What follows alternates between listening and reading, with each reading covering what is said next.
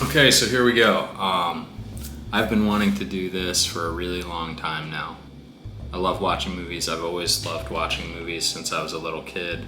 I've always had this weird thing where if I saw a movie with somebody at the theater, I really wanted to talk about it. When we'd be walking out of the theater together, I would just say something like, "Yeah, that was really good," or "Yeah, that almost made me cry," or something like that. Wow, but never would really be able to talk about why? Or kind of look under the hood a little bit to really dissect the movie and why it made me feel the way it made me feel. And I've been wanting to start a YouTube channel forever. Thinking about what it would feel like to have a channel and to be able to do that. And then of course what naturally happens is you think about everything that could go wrong, which is so dumb. Okay, I start a YouTube channel, I start talking about movies, I start doing this thing that I've been thinking about doing forever, and then what if nobody cares? What if nobody watches it? That stops you from even starting, from even trying. And then I really thought about it, and I was like, why? Why is my expectation of the result of me doing this thing, doing the thing, stopping me from doing the thing, right? That's what I think. So here I am doing it. So anyway, Look at me.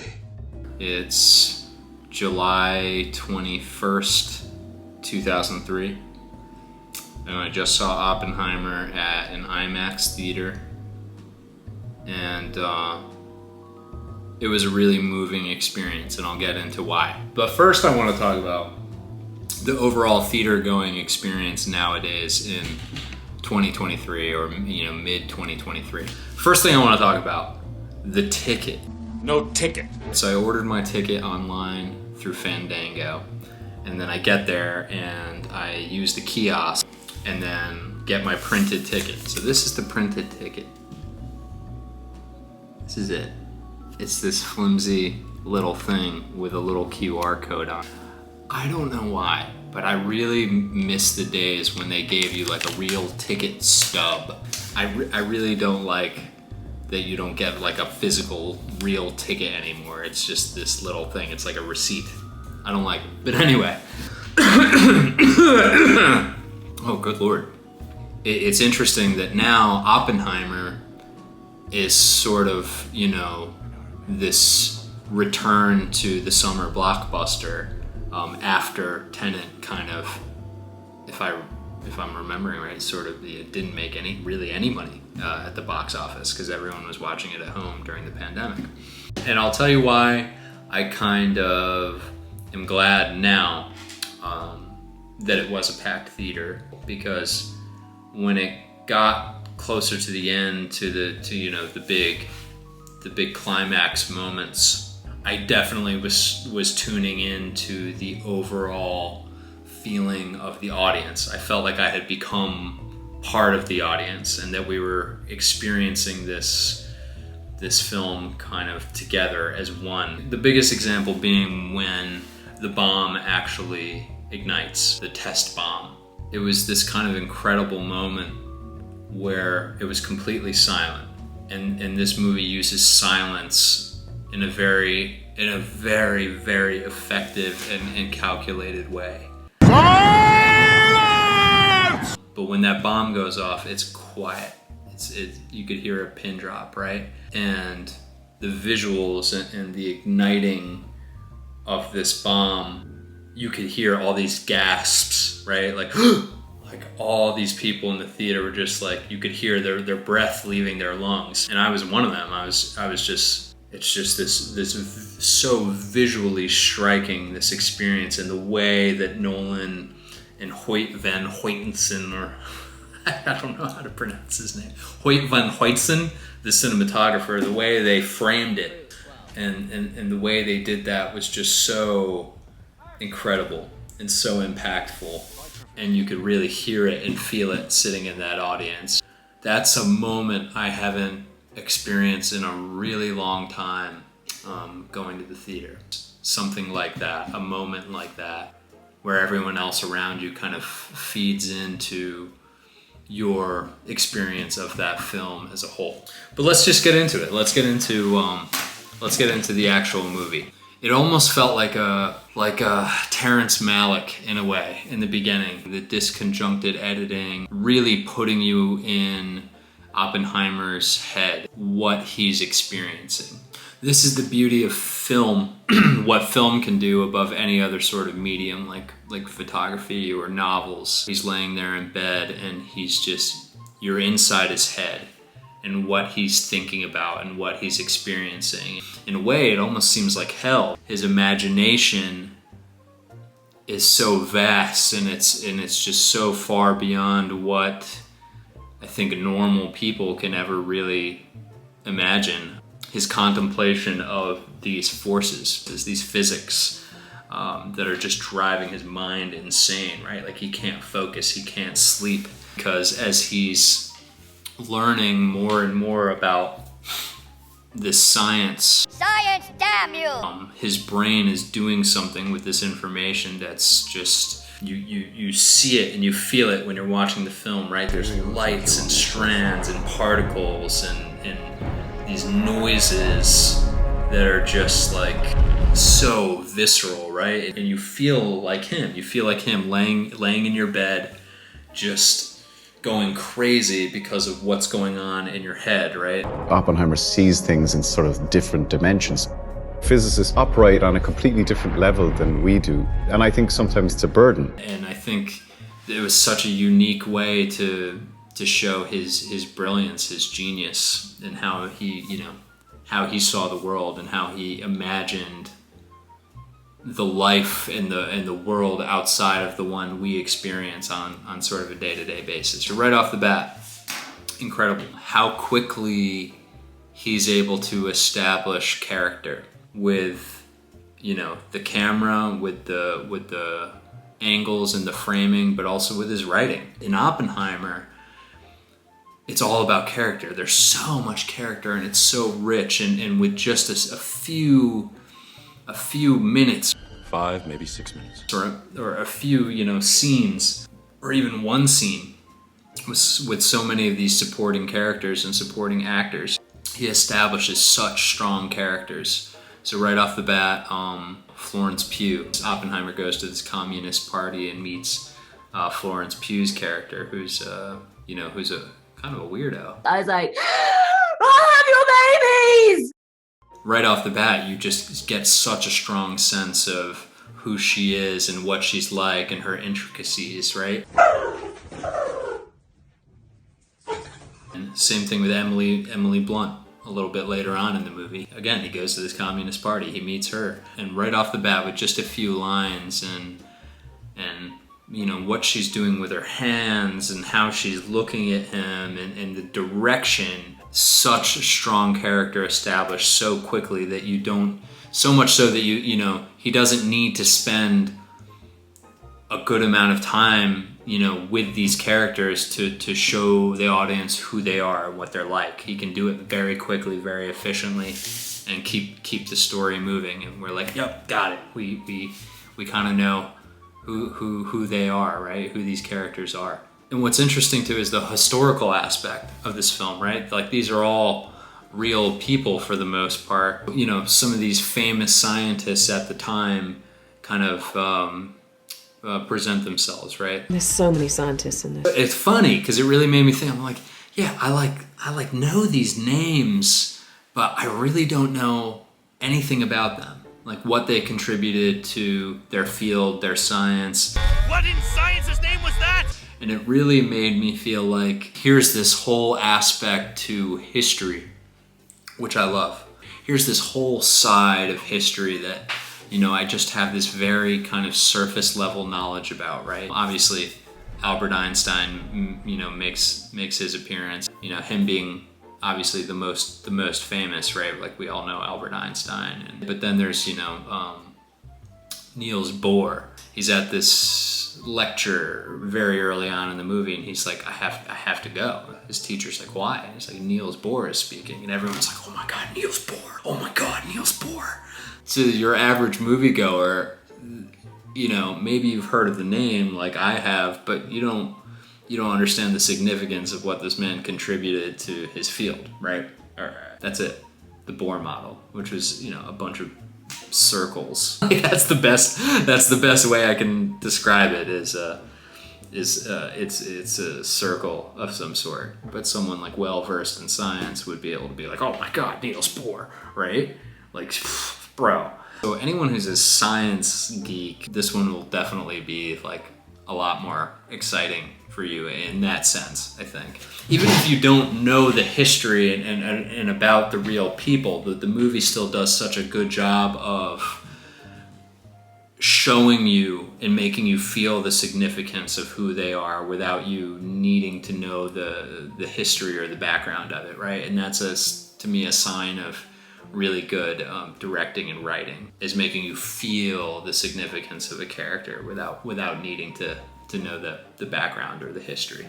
And it's clear that how brilliant this man is, Oppenheimer.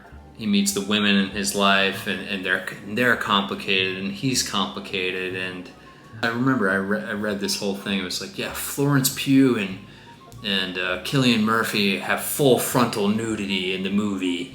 Oh my God. And I'm here to tell you, yeah, that is definitely not the case. I'm sorry to disappoint you if you read that too and you were looking forward to that, but Cillian Murphy does not hang dong in this movie. There is no Cillian Murphy dong in this movie.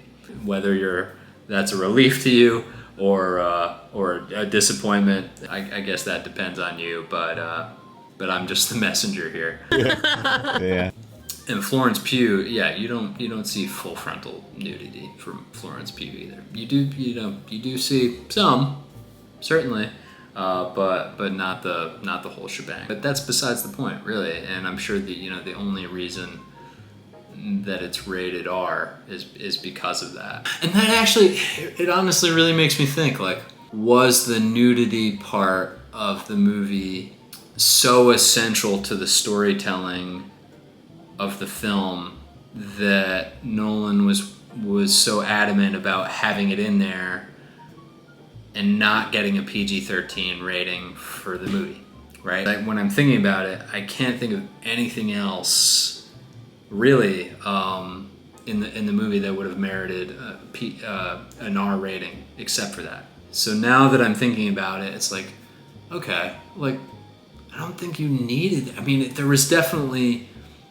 It wasn't gratuitous. It wasn't gratuitous nudity. It wasn't, sex for the sake of sex by any means, to just kind of throw that in your movie and check off the box. Like, no, it was very tastefully done. It was very, artistically done and interesting in a way too. Angelic form.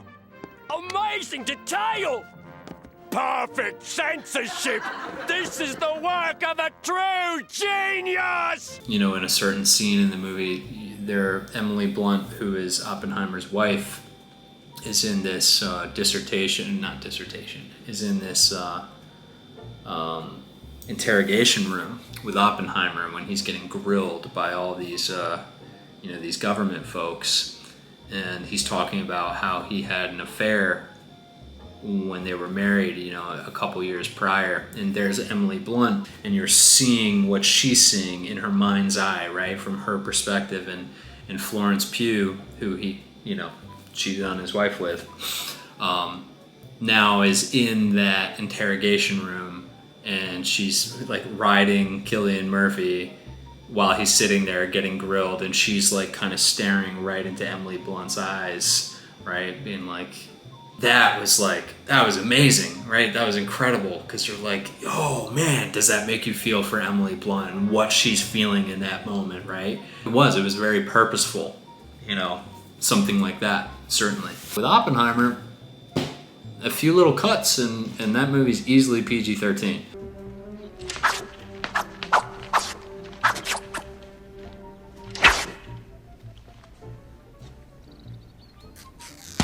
It makes me think, Like why did he feel that was so necessary, effective though it was, And let's talk about the supporting actors real quick here. Florence Pugh, one of the most talented, newer, younger actors working today. That's off the heat, by the way. Don't like heat. She just blows me away constantly with her performances. Midsummer, just so gritty, so real, so fearless. Loved her in that. Excuse me, miss. Your costume is so amazing. You look so... Little Women, right? Like she's been in all these things now. And she's such a good actor. And what she brings to this film in just such a small role was so good. He brings her flowers. She throws away the flowers. She's like, stop bringing me flowers. And he's like, and Oppenheimer's like, I'm confused. You throw away my flowers and you shit all over me, but when I call you, you answer the phone. And she was like, yeah, well, I don't know. She's such a conflicted, confused person. And, on paper, that's straightforward enough to write, right, for a writer. But for an actor to portray that without being cliche and without, using the old tropes and all that, it's tough, it's hard stuff, and she does it so well. And Emily Blunt as a supporting actor with just such elegance and such nobility. I mean, there's something about Emily Blunt, aside from her obvious beauty, that she brings to the screen it's so magnetic. I love you. Fucking love you. Love you. Really captivating. There's one scene in particular where she's being questioned in this little interrogation room. Man, you just can't help but smile, just grin at what she's doing with these lines. She's just slaying these lines, and you can see in the faces of all the other actors too that are just like, oh man, Emily's killing it right now. Benny Safdie, who I'm seeing all the time now, and it makes me think like, is this going to be his main gig? Benny Safdie, being one of the Safdie brothers that did Uncut Gems, was the co-director of Uncut Gems. I was Josh Safdie's muse when he wrote Uncut Gems. Right. I was Josh Safdie's muse when he wrote Uncut Gems. Uncut Gems. Past means Uncut Gems. It makes me think like, yeah, is this going to be his main gig now, the acting, and Josh, his brother, will kind of be the director, or how's that going to work? He's really picking up steam with the acting work, and he does great in this with his Eastern European, was it Russian accent? Nobody knows what you believe. Do you?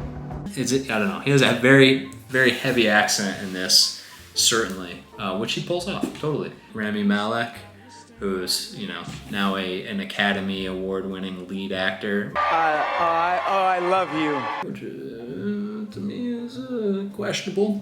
You're suspect. Questionable for his performances as Freddie Mercury in that terrible movie from a couple years ago. Bohemian Rhapsody. I'm sorry if you liked that movie, but I think objectively that was not a movie that should have gotten any nods for any awards whatsoever.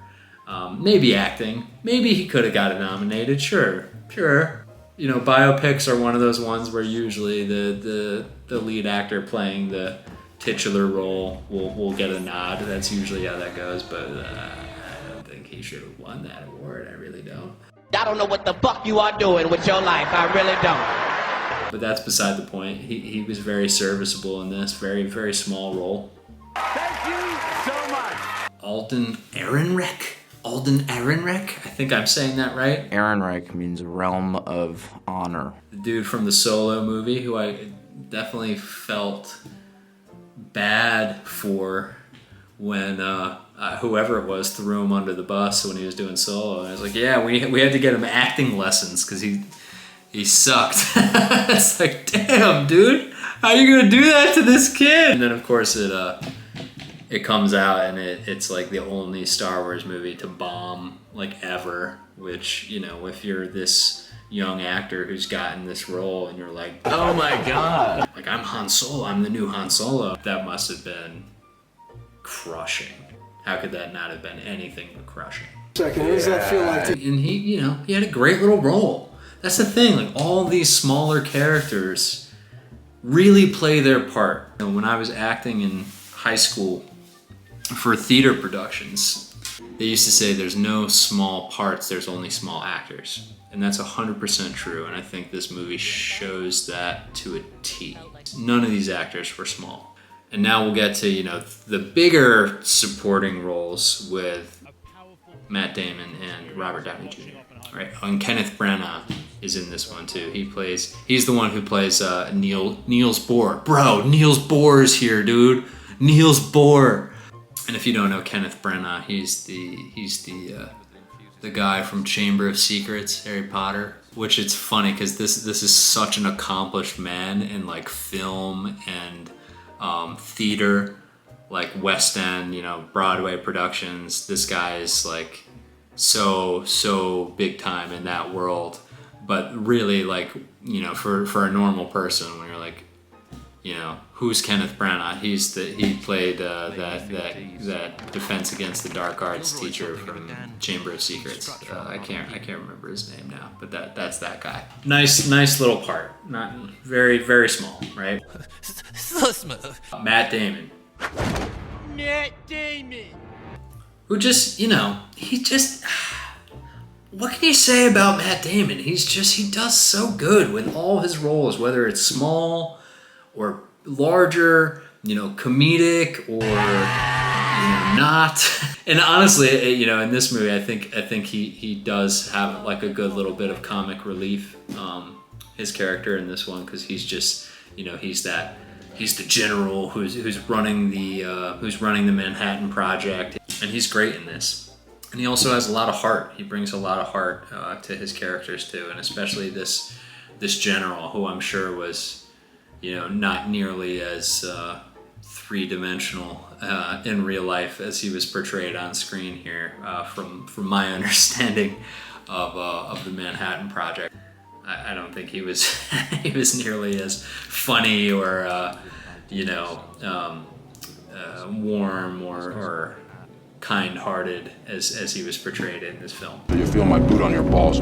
Oh, what we really need to get to is Robert Downey Jr. here. So I can say this with probably a you know, 95% or 100% certainty. Cillian Murphy is going to get the leading actor nomination for playing Oppenheimer, and Robert Downey Jr.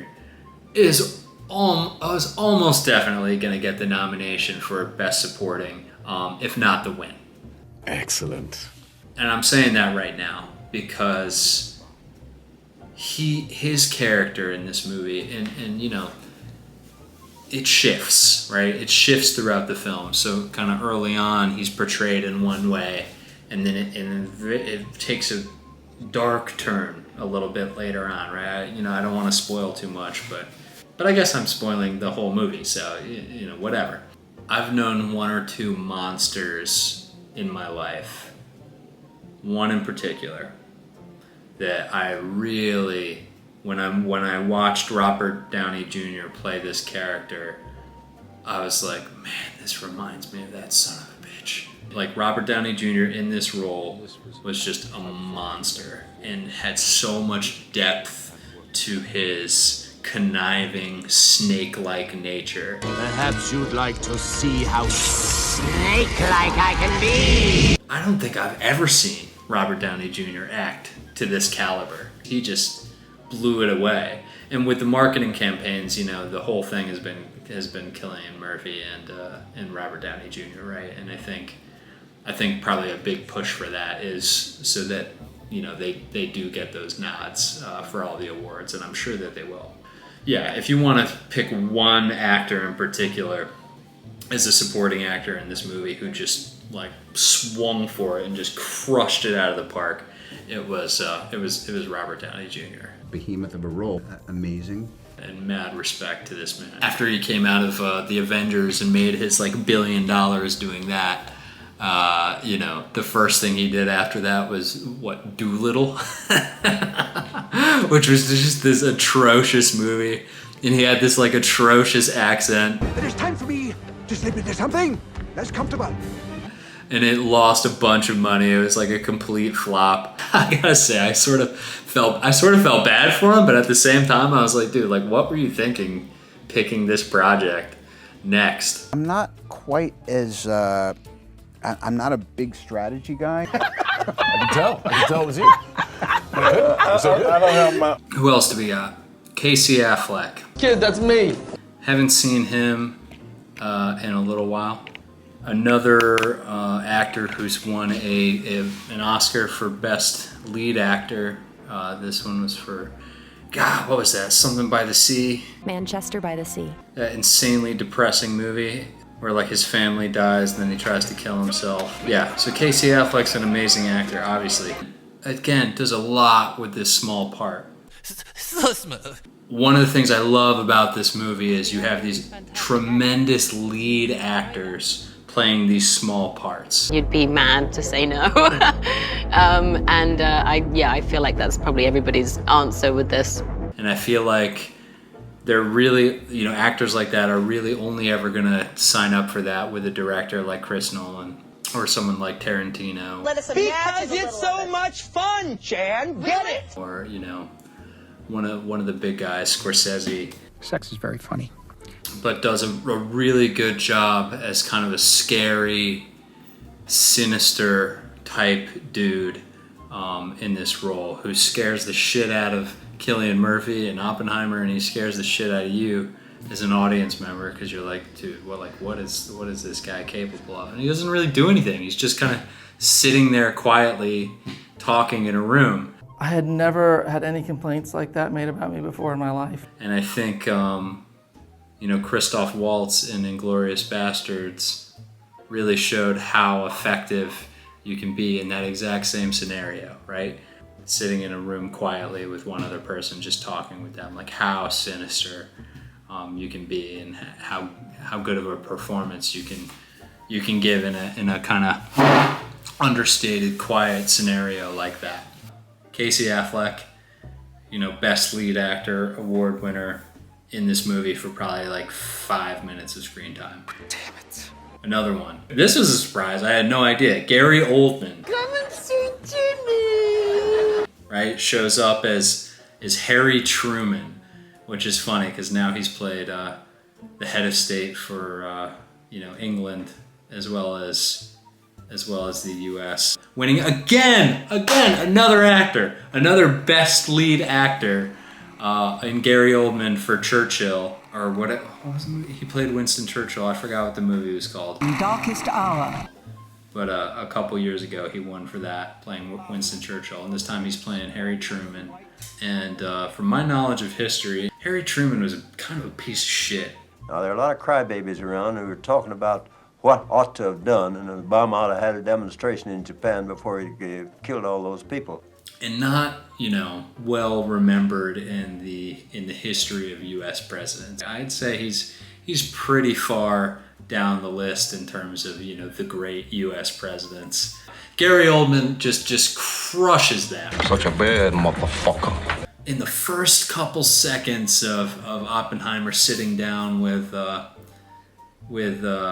Truman, you just get the sense that here's just this like greaseball who has no place sitting in the Oval Office. Oh, Gary Oldman just is like, oh, you're just like, oh, fuck this guy. He does it so well, and Oppenheimer's just like, he's basically just sitting there going like, man, I mean, I've got blood on my hands, man. I mean, all these people are dead because of what we did. He calls him a crybaby. It's like, oh, man. Oh, Truman's such a piece of shit, and Gary Oldman just plays that so well, and it's so well done. Now, Mr. President, I feel I have blood on my hands. Womp womp. I'm sorry, did you just say womp womp? There's 3 lead actors who have won Academy Awards for Best Lead Actor. Gary Oldman, Rami Malek, and Casey Affleck, who have like 5, maybe 6 minutes. Or less in this movie. Absolutely insane. Love it. You don't see that happen in any other movies, right? Let's talk about Cillian Murphy. What everyone really knows him for now is TV with the Peaky Blinders, right?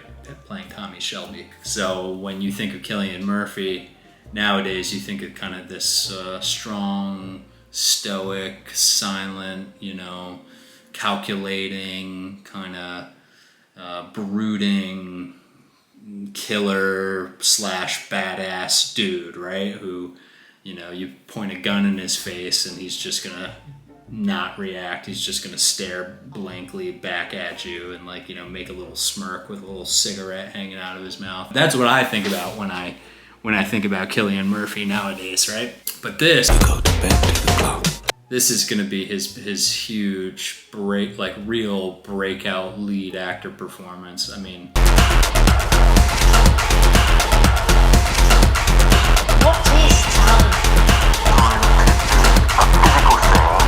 I can't see him not getting multiple nominations for this role. The depth at which he plays Oppenheimer, he clearly studied the man quite a bit, which, in a biopic situation, I think that's sort of obviously required of you. The way he speaks, his mannerisms, the way he holds himself, even the way he wears his clothes and his hat and his pipe, and he's really channeling Oppenheimer. What really kind of clued me into that was, of course, the first time I had ever really become aware of Oppenheimer, which was that kind of famous clip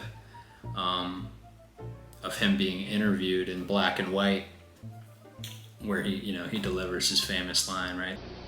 Now I am become death, the destroyer of worlds. I suppose we all thought that, one way or another.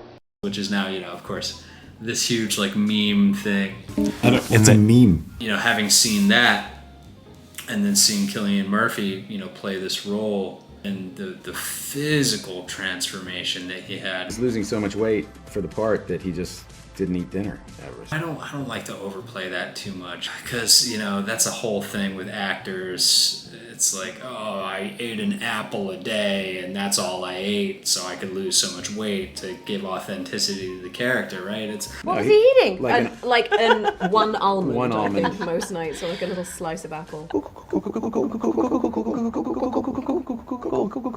On one hand, I'm like, wow, what dedication. That's amazing. It's amazing. It is.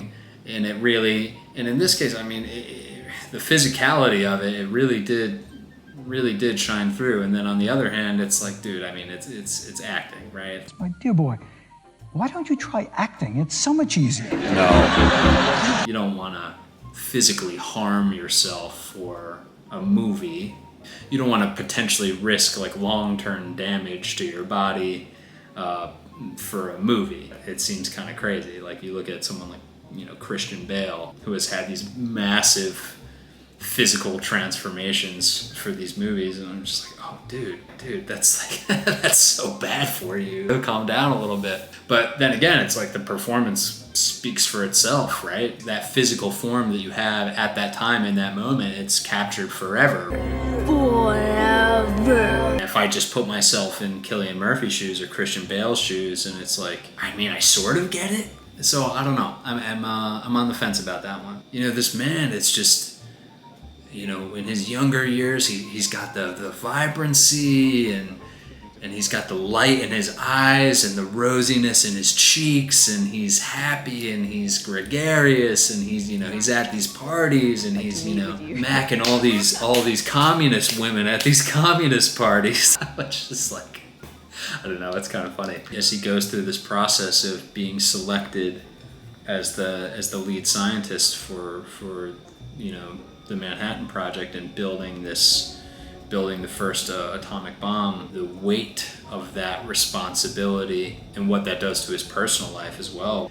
He brings his young son to his friend and is like, yeah, can you watch my kid for a long time? Me and my wife don't want this kid around right now. And you're like, what? You can't do that. can't bring your kid to like your friend's house and go like, yeah, like, can this kid stay here for like a while? His friend is like super nice. He's like, yeah, that's fine. He's like, oh, I know, we're terrible people. And he's like, no. Terrible people never say they're terrible people, which in my experience is not always true. But it just shows you, you know, what this responsibility and what the weight of all this does to this guy as an individual. And Cillian Murphy, you know, embodies that so well, and it's really like it's in his eyes. I watched this interview, or I read this interview with Danny Boyle, where he was like, you know, why did you pick Cillian Murphy for 28 Days Later? And Danny Boyle's response was basically like, it was his eyes.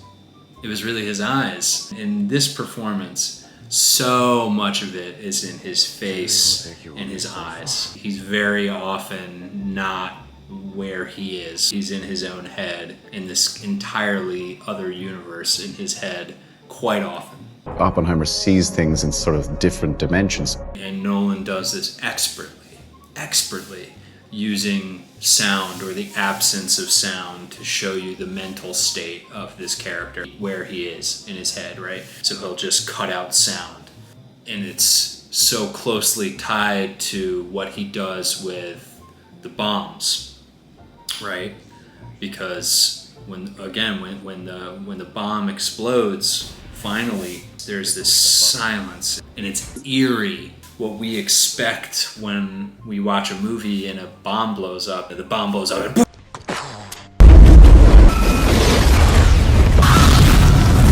the sound happens right away. But with this, like, that sonic boom is delayed, and that silence of that bomb blowing up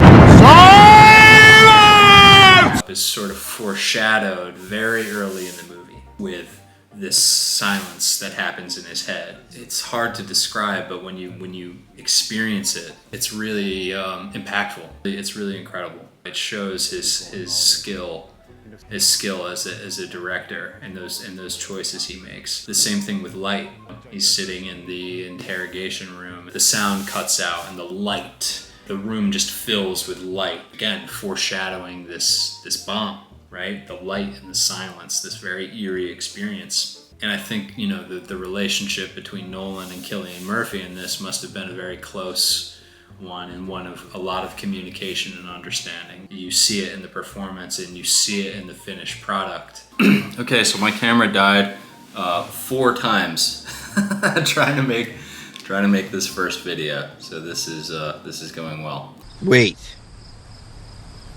What do you mean it's dead? Couple things that I just love when it comes to the classical show don't tell, right? Show who the character is in small little ways that the audience can kind of pick up on, right? One of the things being early on, his refusal to remember his little brother's girlfriend's name. It's like, oh, this is Jan. It's like, yeah, you've met her like multiple times. He's like, what's your name? She's like, it's still Jan. It's like, hi, still Jan.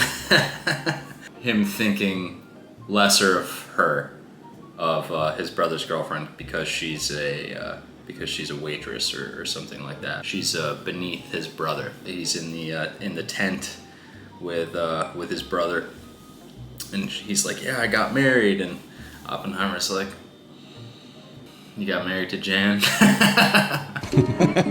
And he doesn't have to say like, oh, you're an idiot, or oh, you know, she sucks, or whatever. You see it on his face. He's just like, okay. And his brother knows him, and he gets pissed. He's like, oh, I know you think she's beneath. He's like, hey, if you're happy, I'm happy. What are you saying? Like, I'm saying like, because here he is, you know, he's in the middle of the desert. He's about to embark on this like unbelievably important, critical mission and journey, and he's like, all right, dude, like, you marry who you want. You can marry Jan.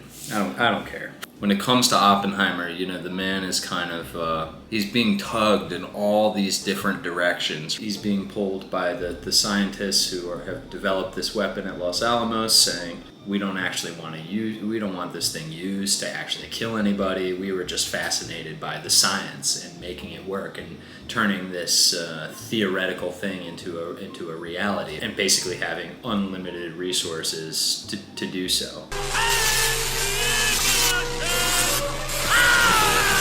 a dream for so many scientists, right? The unlimited resources to kind of turn their theories and their ideas into a tangible reality with the atom bomb, right? And he's being pulled in one direction by the government, by the generals, the president. It's like, well, yeah, we need to show our might, we need to use this thing. But the Russians are involved, the Germans are involved, there's this geopolitical thing happening. The Russians have a bomb. We're supposed to be years ahead of them, but... And the interesting thing is that, I kind of expected to see a little bit of, like, maybe some like European war stuff, some of that, but it's not really there. The movie really focuses on what was happening behind the scenes in the U.S. It doesn't go to Russia. It doesn't go to Germany. It stays put in that sphere, which I think helped keep the focus quite a bit, and was something that we don't really see. I think one of the things you might be able to compare this movie to would be like the Imitation Game, right? Where Alan Turing is, on a race to with his secret government team to crack the Enigma code and be able to decode the Germans. Right? I think that's the easiest comparison you can probably make to this film. Also being a biopic about Alan Turing and the race against the clock against the Nazis, right? So a lot of similarities there. We were in a race against the Nazis. We were at war with the clock. Tick, tock, tick, tock. But what made that film different was, the war was very much like in the forefront, them being in England and experiencing the bombings while all this was happening. But, in the US, there wasn't really anything going on stateside in terms of, really having the war kind of be in their face and something they were dealing with on a day-to-day basis. It was all just, this enormous pressure from the government, which I think is a big distinction with this film, and it makes it, unique in its own way. Yeah, he's being pulled here and there. He also has his own internal struggles and conflicts, right? Like, he's a complicated man. He cheats on his wife multiple times. He has affairs with his friends' wives, right? Like, that's kind of, it's kind of scummy. He's kind of scummy in a lot of ways, but as an audience member, when you hear all these things, it doesn't really, it grays the picture a little bit, and it's good. It's good that these complex characters are gray. They're not painted as black and white. Nolan definitely doesn't shy away from showing his lesser qualities as a man, where I think a lot of biopics kind of stumble.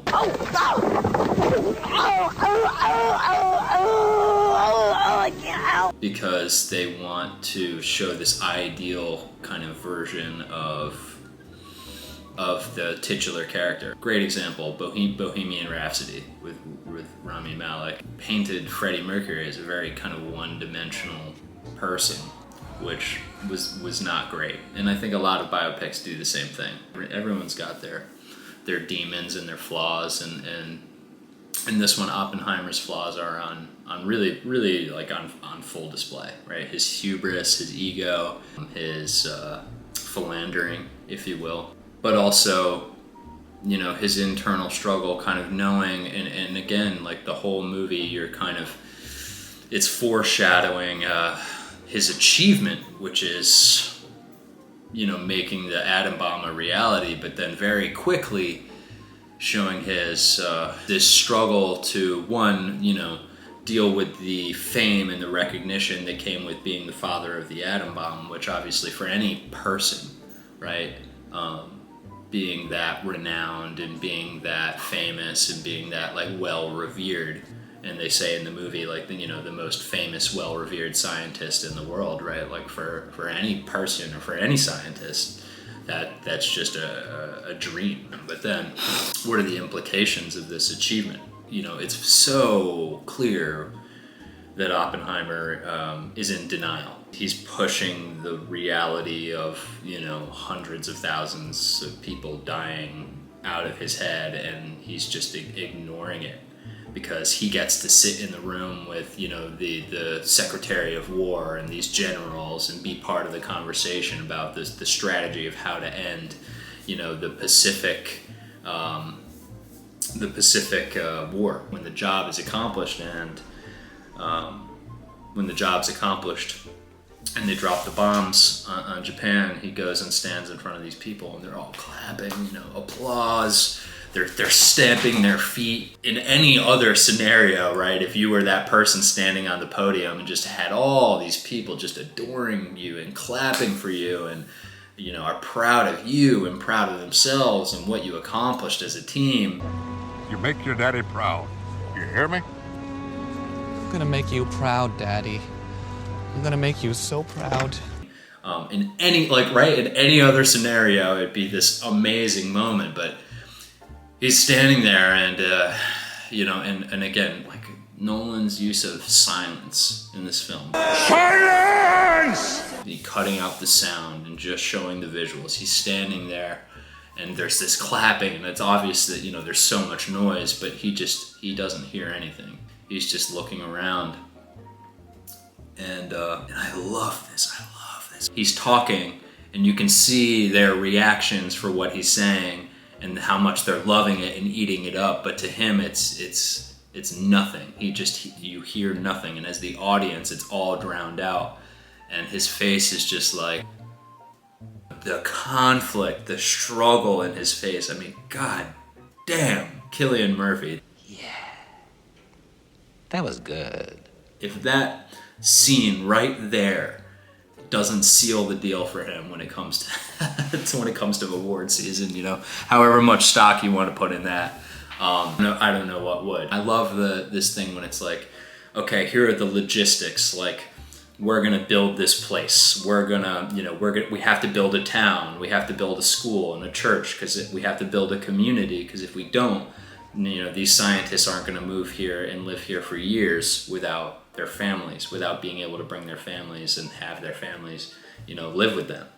So we have to create this community of Los Alamos where, you know, children can be born and go to school, and, you know, people can go to church, and that's how we're gonna get this done. There's this energy to it where Matt Damon's like, okay, build a town fast. Build a town, build it fast. You know, it's so funny when someone can just say something like that. Like, build him a town. Why? It's like, okay, like, what are the logistics? What do we have to do? How do we get all these materials out here to the middle of the desert? How do we do it secretly? How do we do it quietly? You know, who are the contractors that will build all this and put it together? Like, and it all, you know, Nolan does such a quick job of doing this kind of montage of how this town's being put together and built, and how the, you know, the scientists are all coming together and they're going around the country basically saying, you know, you have to come here. Matt Damon yells at this guy, it's like, it's the most important thing in the whole universe! You have to! Why? How about because this is the most important thing that ever happened in the history of the world? And the guy's like, oh, okay. And I love that, the stark contrast between Matt Damon and his, like, you know, no nonsense, in your face, get it done attitude. So you feel my boot on your balls. The Oppenheimer's kind of like more quiet, more reserved, like, yes type of guy. I love that. It's such a great character contrast there. You know, seeing something get put together. This is the whole movie, right? Here's the idea, let's make it a reality. The ending of the film, to me, was emotional. It was really, really emotional, and what Nolan does with the sound and the visuals, and oh my god, Ludwig Göransson, right, with the score. First thing I think I saw him on the credits for music was like New Girl, or whatever that show was with Zooey Deschanel. He goes from that to like doing like Black Panther and working with you know, Childish Gambino. Comment on her face. And then he's doing Mandalorian. Oh my god, making John Williams proud, you know? To then this, like, oh my god, the score. It just magnifies and illuminates and intensifies just everything visually. It's so beautifully done. Ludwig's definitely get his nods for best score for this one, without a doubt. Wow. But the end, as the audience, you know, your kind of last image is seeing the world just very slowly disintegrating, and it looks so real. it looks like you're looking through like the Hubble telescope or a satellite of the Earth, just in flames basically, and just slowly spreading, and the sound and the music and then just Oppenheimer, you know, shuts his eyes and then it's over. It was one of those things where when the credits started rolling, you know, a bunch of people in the theater started clapping, which is great. I haven't seen that in a long time, and I started clapping too. It was another one of those moments where I was happy to be in a theater and kind of experiencing it with everybody. It was moving. One thing I want to say, Emily Blunt looked different. Her face looked different. I think it was makeup, and they just like did something with her cheekbones to make them like get bigger, like up here. I don't know, but her face looked different, and I think it was makeup, just to make her look much more similar to the real person that was Oppenheimer's wife. But I remember just being really like jarred by that and being like, why does Emily Blunt look so weird? Weird. So weird. Why does she look so different? She didn't look ugly or anything. It was just very different. And if it was makeup, it was like, that was so well done. You know, there's like these little things. It just blows my mind every time I think about it. All these little things and little choices and little details that go into making this kind of one cohesive project. It's just the most transporting thing, you know, when you're there and it just looks exactly like Los Alamos 1940s must have looked, and you know that no detail has been overlooked. The makeup and the hair and the wardrobe. Who got all these, you know, older, you know, 30s and 40s cars together for these shots with the vehicles? Who got all this, you know, period accurate scientific equipment here, and how did that work, and how did that come together? What were the logistics? It's easy to gloss over all of that because it's just so seamless and it's all so well done, and it, you know, seemingly just like zero flaws in the meticulousness of it being period accurate and it being, you know, so well thought out and put together. But, you know, when you really kind of take a step back and think about it, it makes you like marvel at the hundreds of if not, you know, probably thousands of people that worked on this project to make it what it is, and all behind this kind of singular writer, director, producer vision that Nolan had.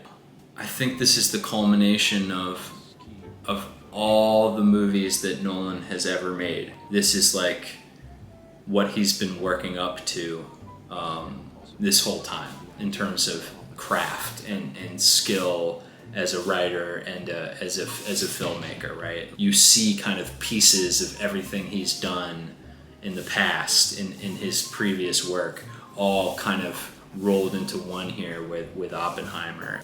Anyway, I think I've talked about this now for like an hour and a half. I'm really glad that I decided to sit down and finally make one of these videos, and I guess I'm gonna spend this afternoon editing this and kind of putting it together and making a channel, making a YouTube channel. And I think I'm gonna call it Murph Dog Media. I'm excited because this is something I've been wanting to do for a long time. And I'm happy that I finally worked up the gusto to actually sit down and do it. Look at me.